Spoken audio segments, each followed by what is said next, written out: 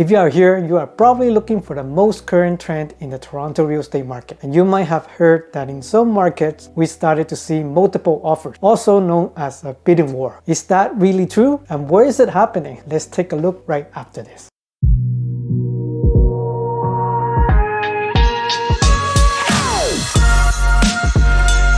Hi, welcome back to the AV Team Real Estate channel. For those that don't know me, I'm Antonio, a real estate agent in the GTA. Quickly, if you like content like this, make sure you hit the like button and subscribe to the channel. If you'd like to have a private chat with me, look down below for the first link in the description below. What exactly is offer day, you may ask? There are really two ways that most seller or real estate agent strategies are used. Either you are listing the property way below the market price, and obviously that is to attract the most eyeballs, or you know the seller would never accept the listing price. The other way is to list it close to the market price and then set up an offer night where all buyers submit their offers for review by the seller. Back in 2021 and early last year, just before the interest rate hike, almost 90% of homes were listed using this first method. And I'm guilty of using this method for my clients. They were used frequently for a reason. They simply work, and property were sold for more than asking price. To be frank, no matter what the home offers, it would sell like hotcakes during that time when demands were high and interest rates were low. It is simply not fun when buyers see multiple offers or bidding wars. Sometimes I assume that everyone knows the procedure for multiple offer situations, so maybe I could quickly go over the details of what to expect. First of all, the multiple offers will usually be listed in the broker remarks if posted on MLS. This means that normally only the real estate agent who has access to these broker remarks could find out if there was an offer date and when it would be reviewed by the seller. It is not mandatory, but usually the seller will allow a preemptive offer before the offer date. This is also known as a bully offer, and it usually means that the buyer wants to make an irresistible offer that is so good that the seller will accept it before others who have visited or are interested in the property have a chance to make an offer on the offer day. If any buyer submits an offer before the offer day, then the listing agent will automatically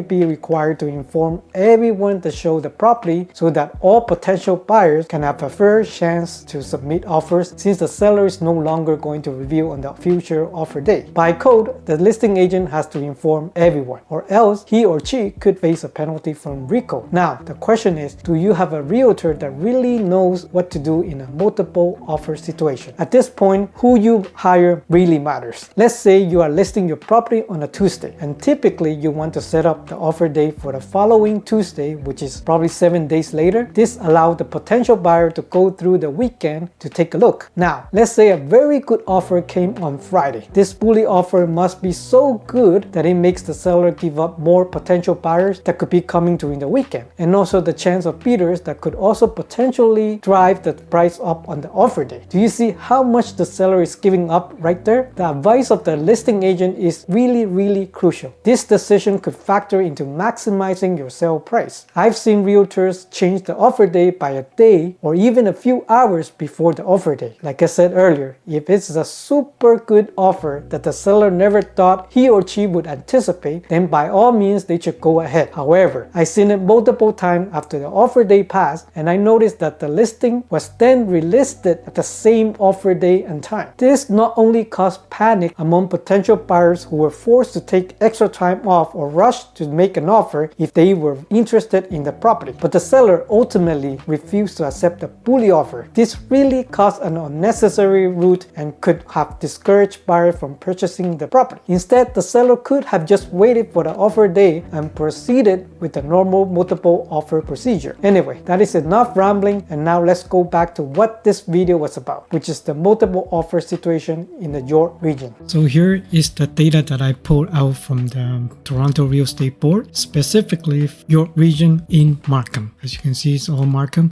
and this is for all home types, including the detached, townhouses, semi-detached, or even link houses. Here's one thing I want you to notice here is the listing price against the sold price.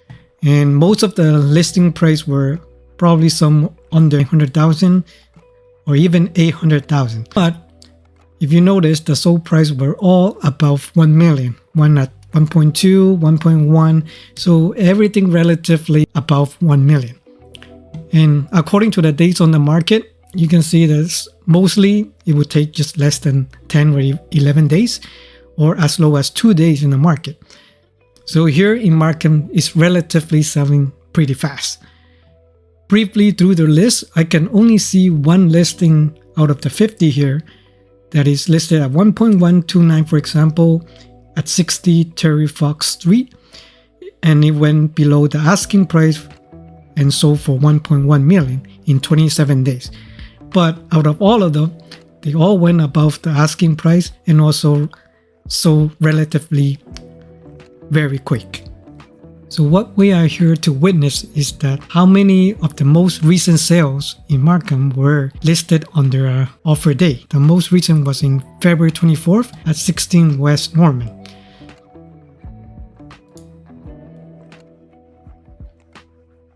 Here, as you can see on brokerage remarks, you can see that it was actually listed for offer to be reviewed on the February 24th at 6. You can see that it was listed at 1.149 and then it was sold on the offer day at 1.28 above the listing price. Again, this is listed on the offer day. On the February 22nd, 337 Capoto. Same story, if we look at the brokerage remarks, the offer was to be reviewed on Thursday, February 23rd at 7 p.m. It was listed as 980 and then it was sold above 1 million. Again, this is 6 days on the market. Let's put out another example at 75 Shooten Crescent.